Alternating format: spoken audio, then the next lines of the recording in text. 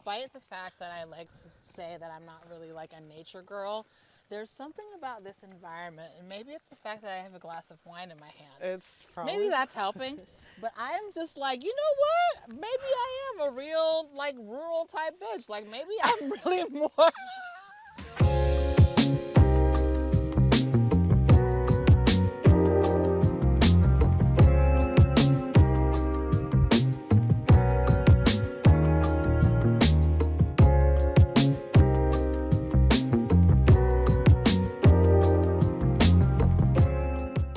Hi, I'm Nia Renée Hill. This is At the Table with Nia Renée Hill, and I'm here with my girl, Bne Royal. Would you like to tell us who you are, please? Yes. I'm Bne Royal. I am the North Coast Operations Manager for Gallo, and I'm currently seated on my office, which is the 575-acre property on Monterosso. Amazing. So how did you end up here? That's such a loaded story. Well, we have time, and we have yes. wine. I'm gonna rewind to the beginning, but my grandmother had a really big garden of vegetables and flowers, and she would always throw me, my twin sister, and my brother out to pull weeds. And my twin and my brother just want no parts. But I always had a lot of fun because it meant by noon we would probably be having tomato with like salt and black pepper, and like to this day that's a good time to me. Oh.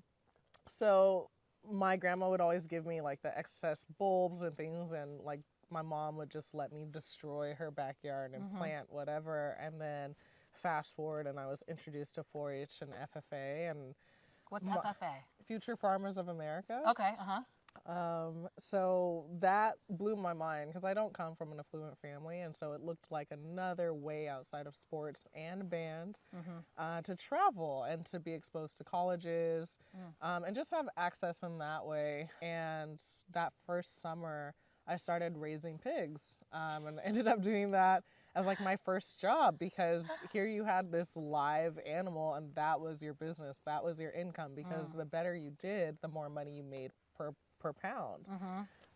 raising them as in raising them for slaughter, right? Or, yeah, there's a couple different ways. Yeah, is that how you put it? Effective. It's ag. You're effectively, you know the place on the food chain. Although every time I sold my pig, I wouldn't eat bacon for like a month, so it was like, right, feeling a little bit of guilt. And then bye bye, Wilbur. By the 32nd day, I was like, yo, gonna get back to bacon. We have a place. Listen, we love and respect all the animals. Yes, I love pigs. But if it's delicious, it's delicious. Bacon is bacon, regardless. My favorite part of Thanksgiving is the ham. So, but it was great because you raised your animal, and then your gross went back to paying for the shelter if you didn't keep them at your house. I did not live on a farm. Right. You paid for all the food and everything like that. So it really was a business, and you had to understand what you were going to be able to keep. And obviously, this is early 2000s. That was your job. And I did really well. I was one of 2 black women in the program at the time, and I stood out. We stood out. And what I found really early on was that being the only was a position of power, because more times than not, people were introducing themselves to me already knowing my name and wanting to know what I was doing there. So for me, I was like, like, you want to know who I am? You know my pig's name. I'm sitting there now dressing up and really marketing my animal, because me and my mom and the other black family, they're looking at us like, are you guys at the wrong part of the fair? Or, and my mom's like, no, we are not. My floor mats smell like pig sugar honey iced tea, okay? So, and how old were you at this point when you were doing all this? So I did it from 12 to 18. Get out of here. Yeah. So even as a kid, you were already agriculturally minded and business minded, which is obviously setting up a foundation for this to become your future, which is really incredible. Yeah, well, I would say I just knew there was always going to be a job in ag, and I said that real early on. Like, people have to eat, people have to have clothes on their back, people have to have resources to construct and to build, and that all starts with the land. And I just knew I wanted to be working outside. Like, I'm now a computer person because I have to be, but it's not by choice. Right. So I just knew I wanted to be able to work outside. I wanted to work with my hands. And I wanted that job security of knowing there was always going to be a place for me to do it. Oh, and I don't look like anybody else here. So I'm also going to have an edge because I developed my elevator pitch super early on because I only had that amount of time with people who were just, you know, whatever their agenda was looking to meet me. Right. So yeah, I ended up getting an academic scholarship to attend Chico State, and I actually went to Chico under the animal science degree, and Chico State at the time had the second largest collegiate farm, and they also had a slaughterhouse and provided 80% of the Angus beef that was going to Sierra Nevada Brewery. And I could not do it. Couldn't be a part of it. Like, I loved building the blends for the nutrition and stuff, but I could not personally be a part of killing the livestock because for me, I was looking to get a degree and then, you know, build a rehabilitation facility for all the injured animals. Like, I was trying to be a hero. You were trying to like save the animal. Yes. But this program, part of the training was literally to you have to understand to learn that process and what it involves. Yeah, and not so much the hard skill part of it, but the emotional aspect of it, the soft skills of like really being able to separate yourself emotionally from these animals that you do develop feelings for. And I would say even the people who are successful at doing that doesn't mean that they don't have empathy towards those animals, but they just understand that and can, you know, cut it off. Me, I'm willing to cry at anything. So while I'm sitting there enjoying my steak, I'm not, you know, it's just, it was too much for me. So I quickly raced over to the career advice office and was just like, I gotta switch. And so I switched to crops and horticulture science. And throughout the 4 years, I was taking really all the ag classes because I didn't know what I wanted to do with it. People were telling me the Peace Corps, and then I was like, well, look at me. I'm not gonna last. As soon as that month goes by and my edges start looking crazy. I was just about to say, I just feel like there's a certain creature comforts that, you know, perhaps we're not willing to give up. Yeah, it really I'm with can't you. be me. I understand. But then we were looking Bougie girls unite. Listen.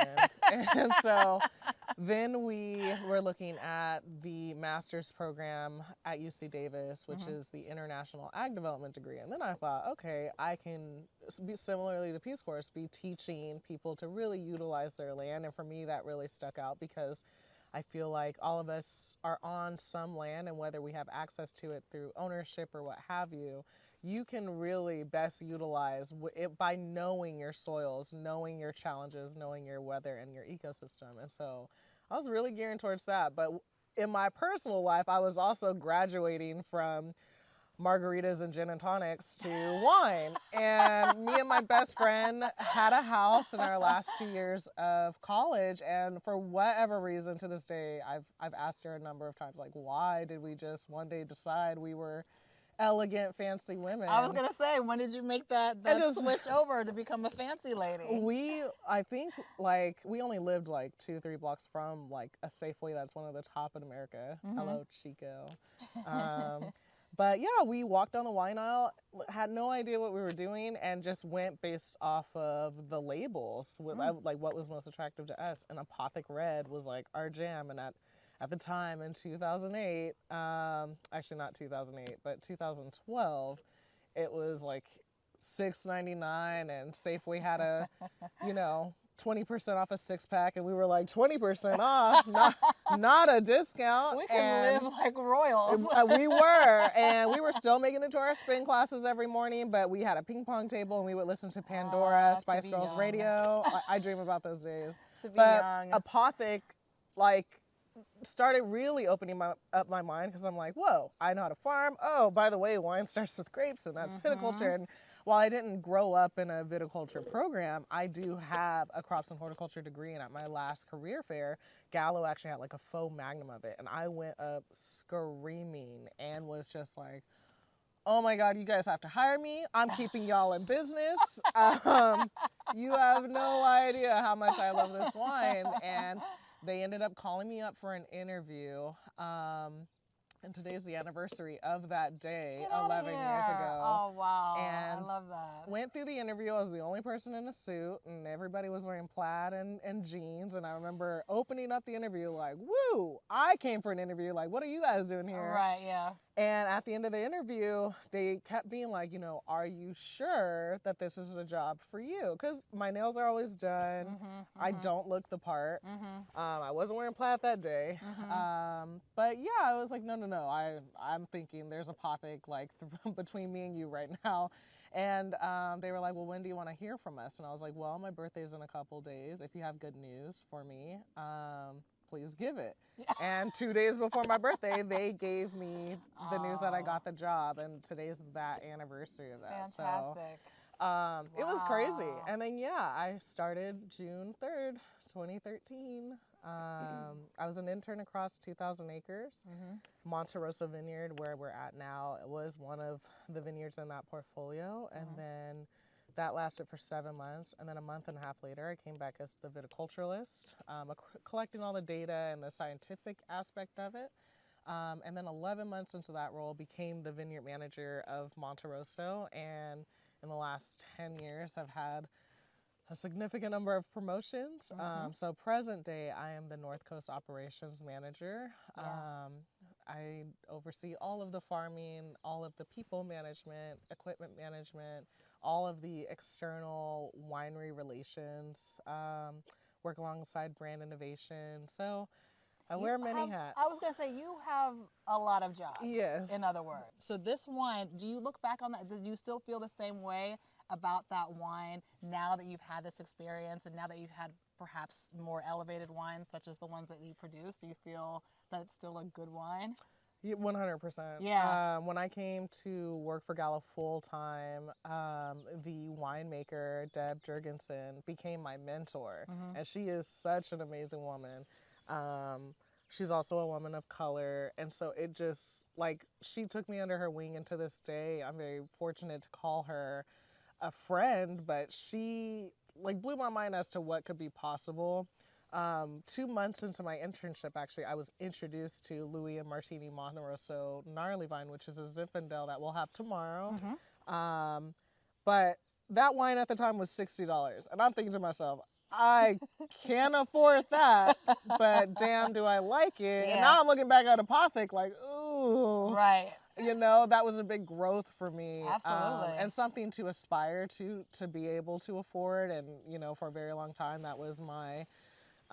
actually, present day, that's still a wine that needs to be opened on a special occasion, or I'm just having a real rough first world problem day. But I look at Apothic Red incredibly fondly. I don't drink it nearly as much as I used to, but I will always have such an affinity for that brand and specifically even just the label, but now the people behind it who really opened doors for me. I just, I never knew something like what I have today was possible, what I have in front of me was possible. And so everything I thought, was on my bucket list, I achieved really early. And now I've got things that I never even knew I should have on my bucket list. So I will always carry a torch for Apothic Red. Yeah. For sure. I think there's this idea too that a wine has to be expensive in order to be good.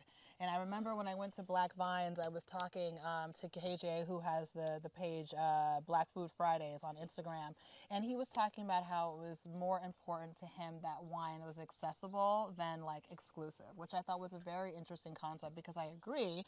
And so how does that work in terms of like what's considered good and expensive and what's sort of like how do they even determine the price points of things like that, right? Because they're all sort of coming, well, no, they're not all coming from the same place. Not all wine is created the same. No, it's not. So maybe that's a big part of it. Yeah, that's a huge part of it. But I will back up a little bit. I had to mature as well because I think all of us regardless of the product, associate price with quality. Yes. And so in wine, here I am, the vineyard manager of one of the most prestigious vineyards in the world, and the price point is now triple digits. Like it's not your everyday wine, at least not for me. Right. And so I had to really understand, like, yes, this wine maybe isn't for me right now, but it's something that I can aspire to. And I look at wine as kind of like a spectrum because there are really, really good $5 wines to me to this day. Yeah. And then there's some wines that are $400,000 that I'm like, meh. $400,000? No, 400 to $1,000. Oh, okay. I was gonna say, Lord, but I know, Probably, I know. but- I was gonna say, what is like what's the price?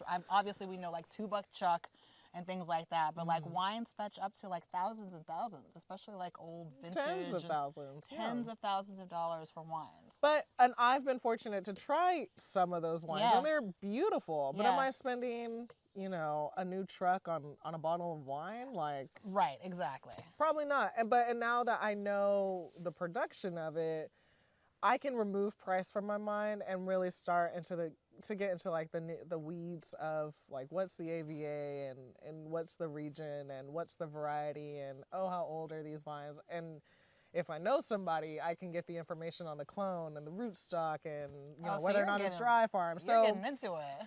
I guess the sensational part of wine for me is gone because I know the ins and outs of how to get to a really good wine.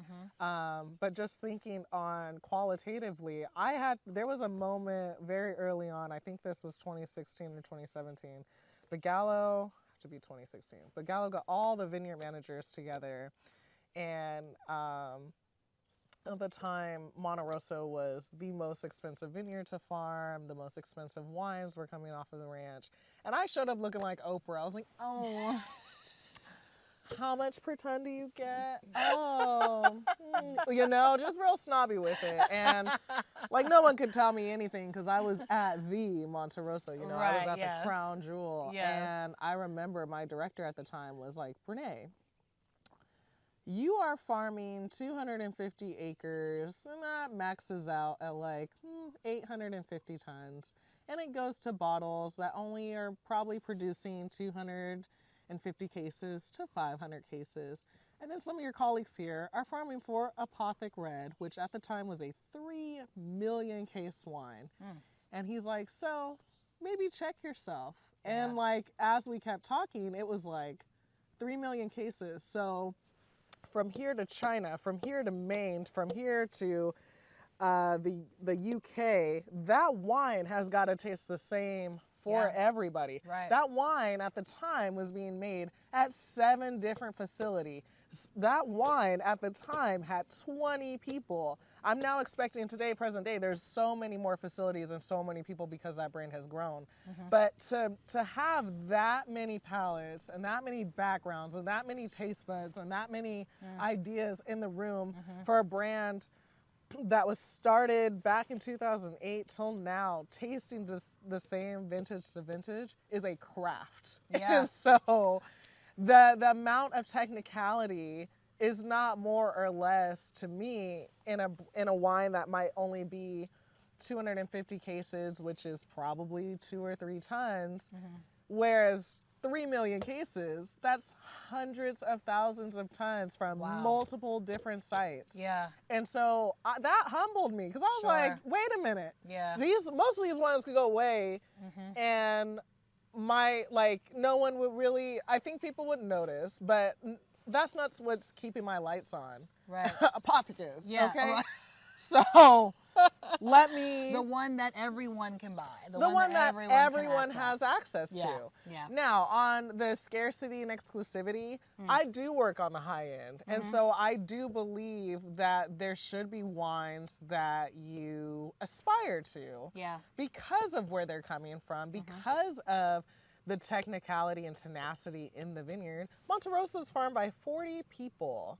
And most people get a chance to meet me in some form or fashion, but if you met my team, you would pay even more. Like, these are men and women that are spending 8 to 10 hours a day for a season of 8 to 10 months farming these vines. I am not walking every vineyard row. I do not have names for all 200,000 vines that are on site. Right. My team of men and women do. Wow. So when you think about that and why the price point is so high and why there's so many touches even in the winery, that's gonna make the price go up. You can't get this everywhere.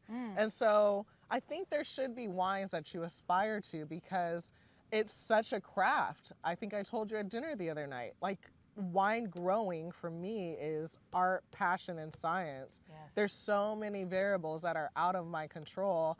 And it's me and a team of 40 that are out here every season trying to make it get to August, September so that it's a harvestable product to get to the winery. But it starts in the vineyard. And so I don't think every wine should be for everybody. I like to joke that I'm not for everybody, and that's not a joke. I'm really not for everybody.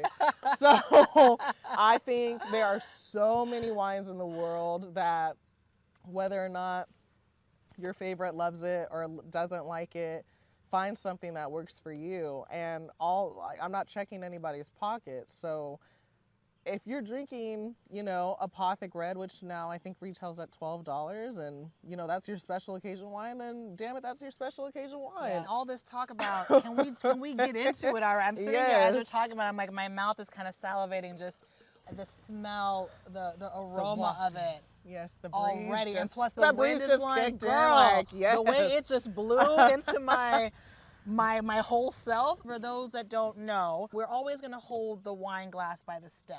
Yeah. This is what I've learned, because if you hold it by the bowl, you can change the temperature with your hand. Yeah, your hands are warm. So we got to hold it by the stem. We're going to take the sniff first. Wait, are we swirling or sniffing first? So we are going to do the 5 S's. Okay. And the first S is to see it. Imagine you don't know what this wine is and you're tasting it blind. So first things first, is it red or white? You know? Red, So yes. it's red. So that eliminates, you know, all the whites. It also eliminates all the rosés. I know about wine. I know everything about wine. It's red. So another thing that you would be doing is the second S, which is swirling it. So a very easy way to tell like an alcohol content is to look at the legs or look at the viscosity. And the slower those legs or tears roll down. The little dripping kind of, those are the legs. The slower it is, the higher the alcohol content. Oh. Those girls are barely moving. Okay. So you start to eliminate some of the red varieties that you know traditionally are not made in a style with high alcohol. Okay. So your third S is going to be to sniff it. Stick and don't be shy. Like stick your nose. Get in there. And I'm not going to say what I smell or what I may even think I'm going to taste, because the first thing you smell is already telling your brain what you're going to taste. So don't listen to anybody, because all of a sudden if I say blueberries, you got blueberries in your bowl. So keep it in your mind what you're smelling, but get in there deep. You know, open it up. As this wine sits open, it's actually going to change now that it's exposed to oxygen. That look VA at me. I put my nose in, so you got like some condensation from me, like, because I'm really trying to. Because my first instinct, I feel very ignorant right now, but my first instinct was like, it smells like grapes. It smells like deep purple, like dark purple, grapey grapes. But think about your fruits. So think plum? about fruits. Well, remember, like, whatever you're saying is already telling your brain, yep, that's what I'm going to taste. So fourth S is to sip it. So take a big enough gulp, almost like you're going to gargle, because you want it to touch every part of your palate. Almost like I'm going to gargle, okay.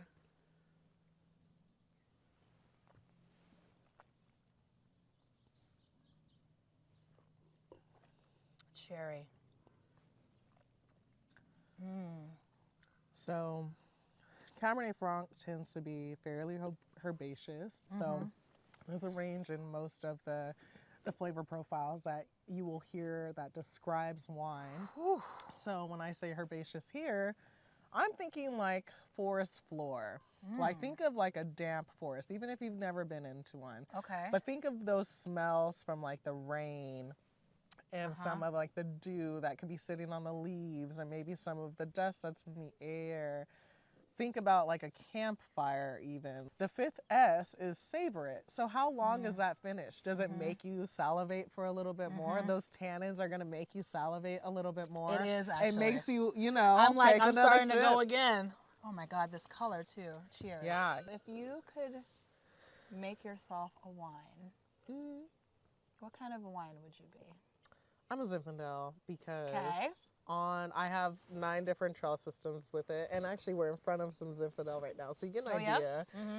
there's a lot of variability within the vine, and Zinfandel's a little bit difficult to farm, but the reward is always the best. Oh my God, is that you? Yes. A little bit difficult, but like the reward, but also the payoff is amazing. My Zinfandels, which we do not have any white Zinfandels, but our Zinfandels are big, they're bold, and they're me. Like, they're not for everybody. And they're incredibly challenging to farm regardless of what trellis system you have on, but the reward is always money. So I would say I can be difficult. I'm an Aries. But people hate that they love what I am and what Zinfandel is, and I'm a Zen. I don't know. I think you might be for a little bit more than you're giving yourself credit for. Cheers. Cheers. Cheers to that.